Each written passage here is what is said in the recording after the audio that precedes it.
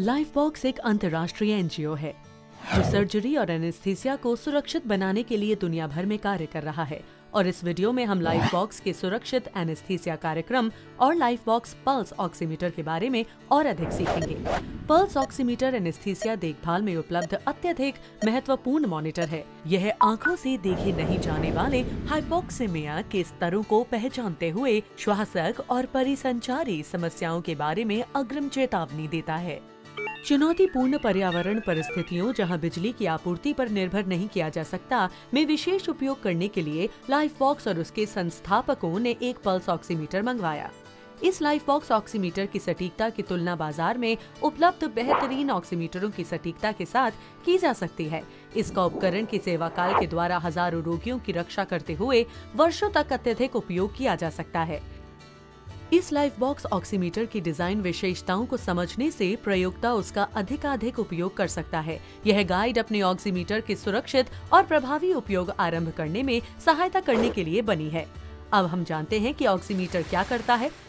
आइए डालें एक नजर कि इस लाइफबॉक्स के अंदर क्या क्या है।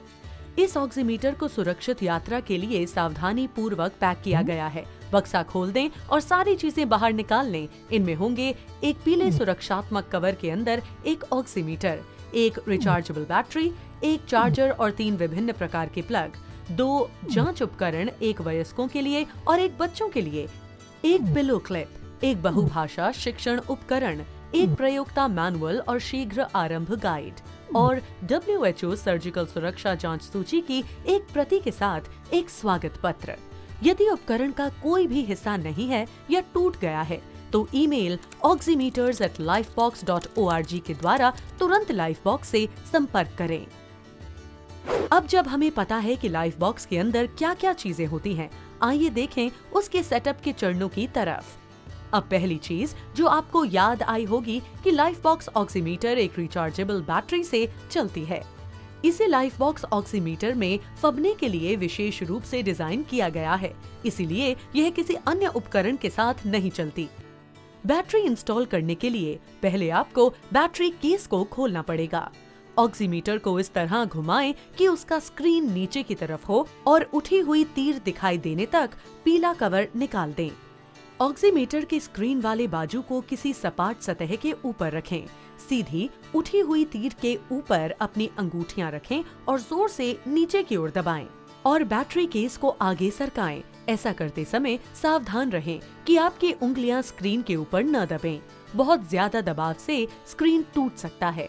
बैटरी लेकर उसे केस में डाल दें। यह सुनिश्चित कर लें कि बैटरी का मुंह सही दिशा में हो। बैटरी के ढक्कन को ऑक्सीमीटर के अंदर सरकाएं।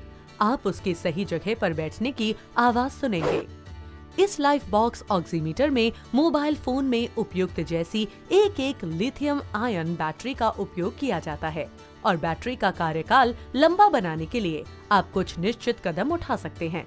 यह बैटरी पहले से ही आधा चार्ज किया हुआ होता है, इसीलिए आप निश्चिंत होकर ऑक्सीमीटर का सीधा उपयोग करना शुरू कर सकते हैं और फिर बैटरी को उसके पूरी तरह से चार्ज होने तक लगातार रिचार्ज करें। इसके लिए लगभग 4 घंटे का समय लगेगा। उसके बाद आपकी बैटरी के स्वास्थ्य के लिए अच्छा होता है कि वह कभी भी पूरी तरह से खत्म ना हो या ना ही आवश्यकता से अधिक चार्ज हो, बिल्कुल आपके मोबाइल फोन की तरह। जब यह पूरी तरह से चार्ज हो जाता है तो यह बैटरी 12 से 16 घंटे तक चलना चाहिए। यह नोट कर लें कि जब बैटरी की चार्जिंग बहुत ही कम हो जाती है तो उसके आंकड़े गलत हो सकते हैं। ऑक्सीमीटर और बैटरी को चार्ज करने के लिए AC या DC चार्जर के छोटे वाले सिरे को ऑक्सीमीटर के नीचे और उसके पिन किसी बिजली के स्रोत के साथ जोड़ें। इस लाइफबॉक्स चार्जर के साथ 3 प्रकार के प्लग आते हैं। आप जिस प्रांत में रहते हैं उसके आधार पर आपको चार्जर के बेस से पिन हटाने पड़ सकते हैं और उनकी जगह पर दूसरा सेट लगाना पड़ सकता है। यह ऑक्सीमीटर चार्जिंग वोल्टेज में कुछ हद तक उच्चावचन सहन कर सकता है, लेकिन बिजली के आवेश कुछ समय के बाद मशीन को क्षतिग्रस्त कर सकते हैं। यदि आपकी बिजली की आपूर्ति बहुत ज्यादा अस्थिर होती है तो यदि संभव हो तो सर्ज प्रोटेक्टर का उपयोग करें और ऑक्सीमीटर को उसके उपयोग के दौरान चार्ज न करें। इस तरह से आप अपने ऑक्सीमीटर को जरूरत से ज्यादा गर्म होने से बचा सकते हैं। रिचार्जेबल बैटरी आपके ऑक्सीमीटर को ऊर्जा देने का सबसे सक्षम मार्ग होता है, लेकिन जब आप आपातकालीन स्थिति में हैं, तो यह न भूलें कि आपके पास उपयोग करने के लिए 3 और पद्धतियां हैं। 1. 3 साधारण अल्कलाइन साइज AA बैटरियां रिचार्जेबल बैटरी को निकालें और उसे बैटरी केस में डाल दें। बस यह सुनिश्चित कर लें कि पॉजिटिव और नेगेटिव बिंदु सही दिशा में हो। 2. आप रिचार्जेबल AA बैटरियों को भी इसी तरह से उपयोग कर सकते हैं। 3. आप ऑक्सीमीटर का उपयोग सीधे मेन बिजली से भी कर सकते हैं। यदि आप इस पद्धति का उपयोग लंबे समय तक करना चाहते हैं, तो रिचार्जेबल बैटरी हटा दें ताकि ऑक्सीमीटर जरूरत से ज्यादा गर्म ना हो। यदि आपकी रिचार्जेबल बैटरी काम करना बंद कर देती है, तो आप उस व्यक्ति या संगठन से संपर्क करें जिसने आपको ऑक्सीमीटर या सीधे लाइफ बॉक्स की आपूर्ति की थी। बाद में आप पिलो क्लिप जोड़ सकते हैं। क्लिप के छोटे प्लास्टिक सिरे को ऑक्सीमीटर के ऊपर पहले से ही लगे छोटे प्लास्टिक टुकड़े के अंदर लगा दें। यह आपके ऑक्सीमीटर को सुरक्षित रखने में उपयोगी होता है ताकि यह गिरे नहीं, उदाहरण के लिए धुलाई के दौरान। अब आइए बात करें जांच उपकरणों के बारे में।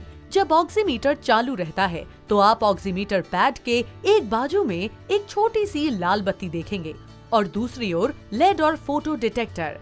जांच उपकरण ऊतकों में से प्रसारित प्रकाश का परिशीलन करता है और जानकारी को ऑक्सीमीटर बॉक्स के अंदर भेज देता है। इस लाइफ बॉक्स ऑक्सीमीटर में 2 जांच उपकरण होते हैं। एक वयस्क फिंगर क्लिप, जिसका उपयोग छोटे रोगियों के लिए पैर की उंगली पर भी किया जा सकता है, और एक बच्चों की उंगली क्लिप। लाइफ बॉक्स के माध्यम से नियोनेटल रैप प्रोब और ईयर क्लिप प्रोब भी उपलब्ध है। रोगियों के बीच आपको किसी गीले कपड़े या अल्कोहल फाहे से जांच उपकरणों को हल्के से साफ करना होगा। LED और फोटो डिटेक्टर को साफ रखना महत्वपूर्ण होता है। जांच उपकरण को ऑक्सीमीटर के साथ जोड़ने के लिए जांच उपकरण के बेस को यहाँ पर ऑक्सीमीटर के ऊपरी हिस्से में डालें। यह नोट कर लें कि जांच उपकरण को सिर्फ एक ही छोर से लगाया जा सकता है। इसके पिन तिरछे आकार में व्यवस्थित किए गए हैं। यह महत्वपूर्ण होता है कि आप 2 सिरों को जोड़ने की कोशिश करने से पहले पिन के कोणों और ऑक्सीमीटर के प्रापक सिरे के कोण की जांच कर लें। यदि आप जांच उपकरण के ऊपरी सिरे को नीचे दबाते हैं, तो उसके पिन दब जाते हैं और रीडिंग प्राप्त करने में जांच उपकरण असफल हो जाएगा। जांच उपकरण को काटते और जोड़ते समय छोर को मजबूती से पकड़ लें। अंदर की छोटी तारों को टूटने से बचने के लिए तार को न खींचें। किसी रोगी पर उपयोग करने से पहले जांच उपकरण का अपने हाथ के ऊपर परीक्षण कर लें, यह मानते हुए कि आप स्वस्थ हैं। आपको अपने ऑक्सीमीटर संतुष्टि और हृदय की गति के लिए सामान्य आंकड़े प्राप्त होने चाहिए। अब जब आपको पता है कि ऑक्सीमीटर का सेटअप कैसे करना है, आइए बात करते हैं नियंत्रणों के बारे में। पहचान करने का पहला बटन होता है आपका ऑन और ऑफ स्विच। ऑन करने के लिए जब तक बीप की आवाज न सुनाई दे, उसे दबाएं और मजबूती से पकड़े रखें। ऑफ करने के लिए स्क्रीन खाली हो जाने तक उसे दबाएं और मजबूती से पकड़े रखें।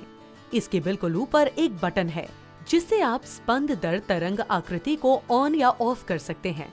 अपने रोगी के प्रसारण के बारे में अतिरिक्त जानकारी प्राप्त करने के लिए आप तरंग आकृति को पढ़ सकते हैं। अधिक जानकारी के लिए बॉक्स में उपलब्ध शिक्षण उपकरण को देख सकते हैं या लाइफ बॉक्स वेबसाइट www.lifebox.org और एजुकेशन को देख सकते हैं।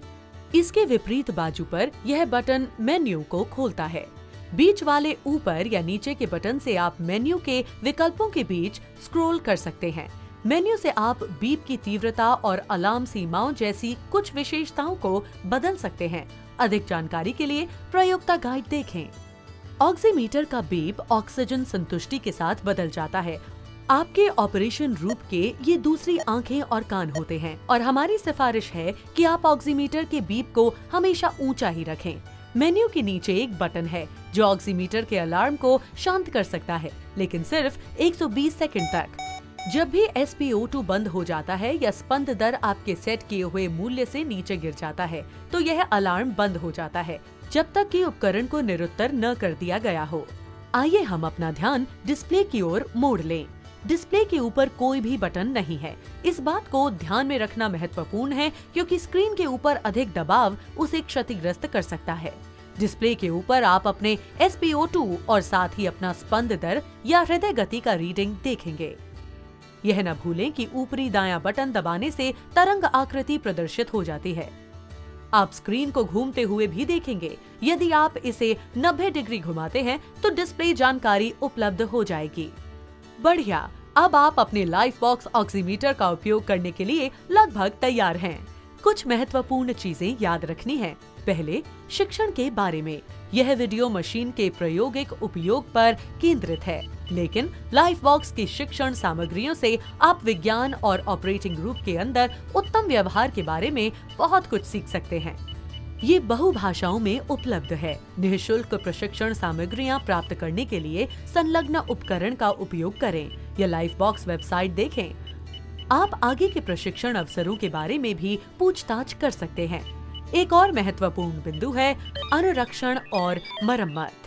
लाइफबॉक्स ऑक्सीमीटर का डिजाइन चुनौतीपूर्ण पर्यावरण परिस्थितियों के लिए किया गया था। इसे कैलिब्रेशन की आवश्यकता नहीं है। इसे साफ करना आसान होता है और यह मजबूत है। यदि आपको अपने ऑक्सीमीटर के साथ कोई समस्या होती है तो यह अत्यंत महत्वपूर्ण हो जाता है कि आप इसे किसी और को बताएं। अपने ऑक्सीमीटर को अलमारी में पड़े न रहने दें, जहां ये न आपकी मदद कर सकता हो या आपके रोगियों की। लाइफबॉक्स ऑक्सीमीटर की वारंटी होती है। ऑक्सीमीटर के लिए 2 वर्ष और जांच उपकरणों के लिए 1 वर्ष। यदि आपका ऑक्सीमीटर वारंटी में नहीं है तो तब भी उसकी मरम्मत संभव है। संपर्क की जानकारी ऑक्सीमीटर के बाजू में मुद्रित है। फॉलो अप लाइफबॉक्स सुरक्षित एनेस्थीसिया कार्यक्रम का एक महत्वपूर्ण अंग होता है। यह सुनिश्चित करने के लिए कि आपका उपकरण सही ढंग से काम कर रहा है। लाइफबॉक्स से संबंधित कोई व्यक्ति अगले 12 माह के दौरान आपके संपर्क में रहेगा। यदि आपको अतिरिक्त ऑक्सीमीटरों की आवश्यकता है तो अपने अस्पताल के निदेशक से बात करें। लाइफबॉक्स ऑक्सीमीटर बिक्री के लिए और साथ ही दान के लिए भी उपलब्ध है और अधिक जानकारी के लिए देखें www.lifebox.org। हम जानते हैं कि अपने रोगियों को सुरक्षित सर्जिकल और एनेस्थेटिक केयर पहुंचाने के लिए आप कितना कठोर परिश्रम करते हैं और हम इस वीडियो को देखने के लिए, समय लगाने के लिए आपकी प्रशंसा करते हैं। यदि आपके कोई प्रश्न हो तो कृपया हमें बताएं और लाइफबॉक्स में हर किसी की ओर से धन्यवाद।